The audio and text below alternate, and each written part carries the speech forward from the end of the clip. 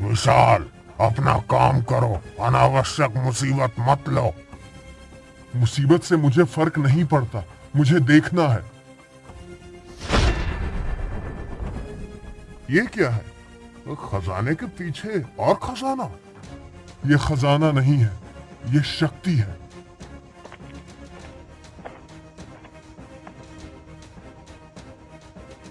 विशाल, वहां क्या कर रहे हो? यहाँ से खजाना लेकर निकलना है, जल्दी आओ। राणा, ये खजाने से ज्यादा कीमती है। ये सिंहासन, यहाँ कुछ खास है। तुम पागल हो गए हो? सैनिक बस पास आ चुके हैं, उस सिंहासन से दूर रहो। नहीं, मुझे इसका रहस्य जानना है। ऐसा लगता है ये सिर्फ एक सिंहासन नहीं है।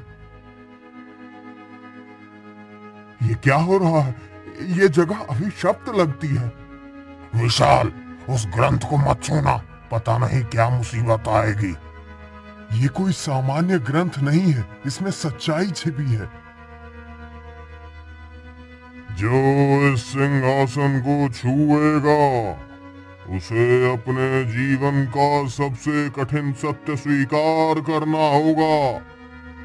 बताओ, क्या तुम तैयार हो? मैं तैयार हूं। विशाल, ये क्या कर रहे हो? हमें यहाँ से निकलना होगा। राणा, मैं इस सिंहासन का रहस्य जानना चाहता हूं। ये मौका मुझे दोबारा नहीं मिलेगा। विशाल, तुमने ईमानदारी का जीवन चुना था, लेकिन परिस्थितियों ने तुम्हें पाप की ओर धकेल दिया। क्या तुम जानते हो ये सब क्यों हुआ? हाँ, क्योंकि दुनिया ईमानदार लोगों की कद्र नहीं करती। गलत। ये तुम्हारी परीक्षा थी, लेकिन तुम असफल हुए। अब बताओ, क्या तुम इस पाप के रास्ते पर हमेशा चलोगे? अब विशाल, ये सब छोड़ो, यहाँ से बाहर निकलने की सोचो। अर्जुन, शायद ये मेरा रास्ता नहीं था। हम बचकर दिखाएंगे। अर्जुन, तैयार हो जाओ। विशाल, मदद करो, हम ज्यादा देर तक इन्हें रोक नहीं पाएंगे। मैं लड़ाई में नहीं पड़ना चाहता, मुझे पहले अपना रास्ता तय करना होगा। तुम सब गिरफ्तार हो, अब कोई नहीं बच सकता। विशाल, तुमने हमें धोखा दिया। अगर तुमने लड़ाई की होती तो हम बच सकते थे। नहीं राणा, ये लड़ाई मेरे लिए नहीं है। मुझे अपना रास्ता समझ आ गया है। मैं ईमानदारी के रास्ते पर लौटूंगा, चाहे इसकी कीमत कुछ भी हो। तुम्हारी ईमानदारी तुम्हें फिर से बर्बाद कर देगी विशाल। हो सकता है, लेकिन अब मैं अपने उसूलों से नहीं भटकूंगा। तुम सबको राजा के सामने पेश किया जाएगा, वहां तुम्हारा फैसला होगा।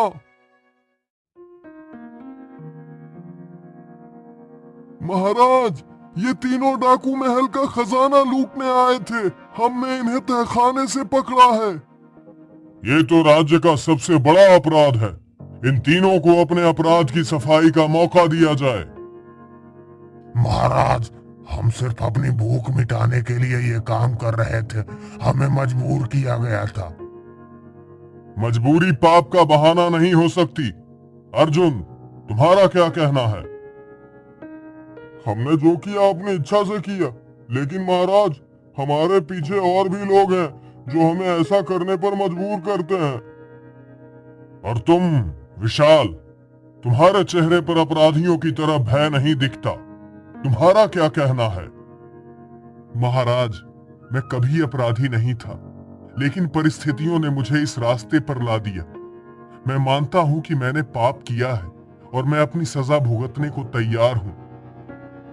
महाराज, ये तीनों सिर्फ प्यादे हैं। असली खतरा वो है जिसने इन्हें यहाँ भेजा। हमें सजा देनी है तो जड़ों तक जाना होगा। सही कहा, लेकिन पहले इन तीनों को सबक सिखाना चाहिए ताकि बाकी अपराधियों को संदेश मिले। मंत्री जी, आपके चेहरे पर सच छिपाने की कोशिश साफ झलक रही है। आप खुद इस पाप के खेल का हिस्सा हैं। विशाल, तुम क्या कहना चाहते हो? सच सच बताओ। महाराज, मंत्री भूदेव और सेठ रघुनाथ ने ही हमें ये रास्ता दिखाया। उन्होंने हमसे कहा था कि खजाना लूटकर उन्हें सौंप दें। असली अपराधी यही हैं। ये झूठ है महाराज। ये आदमी खुद को बचाने के लिए मेरे ऊपर झूठे आरोप लगा रहा है।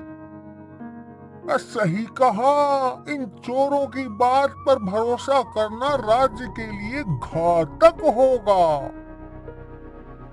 महाराज, इस मामले की गहराई से जांच होनी चाहिए। अगर विशाल सच कह रहा है तो अपराधी मंत्री और सेठ हैं। सच जाने का एक ही तरीका है। विशाल, क्या तुम अपनी बात साबित कर सकते हो? हाँ महाराज, अर्जुन और राणा भी गवाही देंगे, और अगर जरूरत पड़े तो मैं अपने प्राण देकर भी सत्य को सामने लाऊंगा। मंत्री और सेठ की कोठियों की तलाशी ली जाए। अगर उनके पास महल का कोई सामान या खजाने का हिस्सा मिला तो इन्हें तुरंत गिरफ्तार किया जाए। ठहरिए महाराज, मैं स्वीकार करता हूँ ये सब मेरी योजना थी, लेकिन मैंने ये राज्य की भलाई के लिए किया।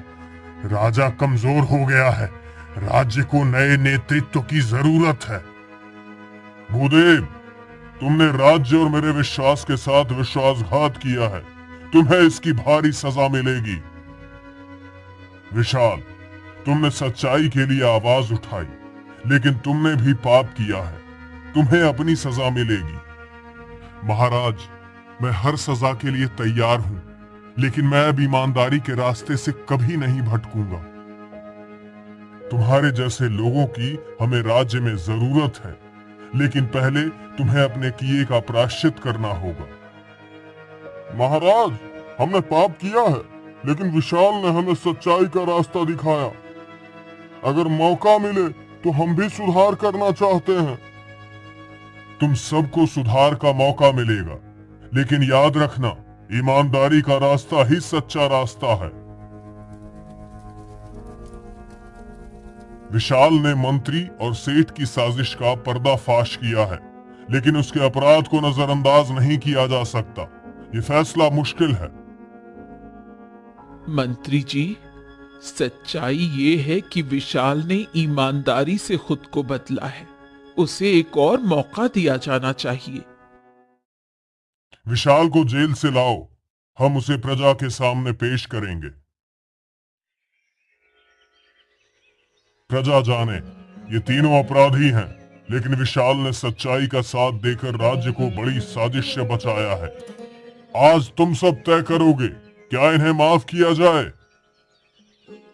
महाराज, अपराध तो अपराध है, इन्हें माफ करना गलत होगा। अगर माफ किया तो क्या गारंटी है कि ये फिर से अपराध नहीं करेंगे? मुझे माफ मत करो, लेकिन मुझे एक मौका दो कि मैं अपने अपराध का प्रायश्चित कर सकूं। मैं अपनी आखिरी सांस तक प्रजा की सेवा करूंगा।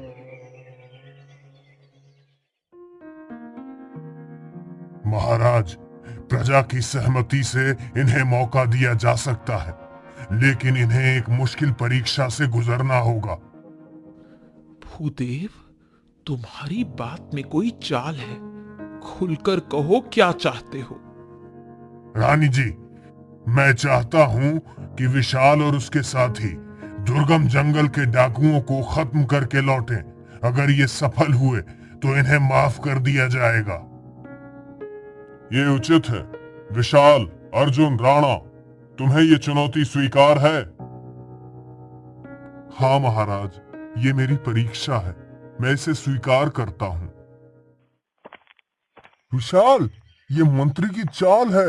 वो चाहता है कि हम जंगल में मर जाएं। हाँ, और ये डाकू बहुत खतरनाक है। क्या हमें ये करना चाहिए? हमारे पास और कोई रास्ता नहीं है। अगर हमें अपने पाप धोने हैं तो ये परीक्षा पार करनी होगी। पुत्रों, तुम इस जंगल में क्यों आए हो? हम पापियों का प्रायश्चित करने और डाकुओं का सामना करने आए हैं।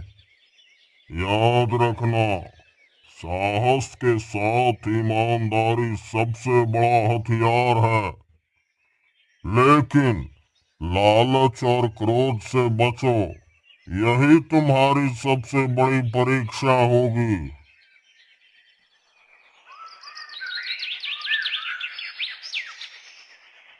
तो ये तीनों राजा के आदमी हैं। तुमने हमारी शांति भंग करने की हिम्मत कैसे की? हम तुम्हें मारने नहीं आए। हम चाहते हैं कि तुम अपना अपराध छोड़कर ईमानदारी की राह अपनाओ।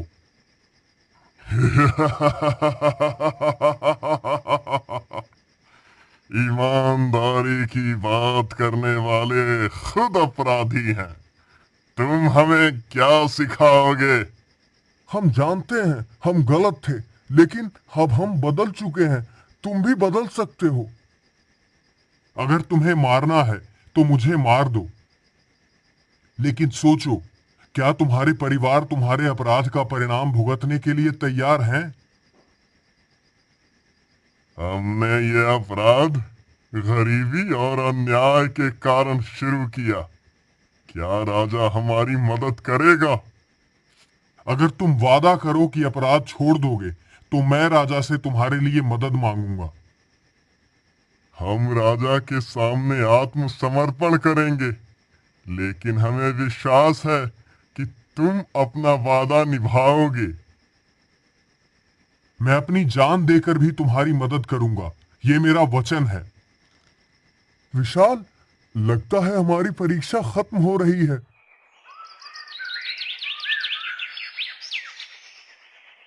विशाल, अर्जुन, राणा, तुम लोग जंगल से लौट आए हो और साथ में डाकुओं को भी लाए हो। ये कैसा परिवर्तन है? महाराज, ये मेरी ईमानदारी और तपस्या का फल है। हमने डाकुओं को बदल दिया और वो अब अपराध छोड़ने का वचन देते हैं। महाराज, हम सब अब अपराध की राह छोड़ चुके हैं। हम अब राज्य की सेवा करेंगे। ये सब साजिश लगती है। महाराज, क्या आप इन्हें सच में माफ करेंगे? महाराज, हमें ये विश्वास करना होगा कि सच्चाई और ईमानदारी से ही बदलाव संभव है। विशाल ने अपने पापों का प्रायश्चित किया है। अगर विशाल और उसके साथी सचमुच बदल चुके हैं तो मैं उन्हें एक और मौका दूंगा। ये राज्य और प्रजा की भलाई के लिए होगा। महाराज, आपने मुझे एक और मौका दिया है, लेकिन मेरा संघर्ष खत्म नहीं हुआ। मेरी आखिरी परीक्षा यही है कि मैं प्रजा और राज्य के लिए एक सही रास्ता चुनूं। विशाल, अब हम पर विश्वास रखा गया है, हमें इसे तोड़ना नहीं होगा। हम सब मिलकर एक नए रास्ते की शुरुआत करेंगे। हम न केवल अपने पापों का प्रायश्चित करेंगे, बल्कि हम राज्य के लिए भी काम करेंगे। विशाल, तुमने जो किया वो साहसिक था, लेकिन तुम्हारी राह अब आसान नहीं होगी। अगर तुम सही साबित हुए तो तुम्हें माफी मिल सकती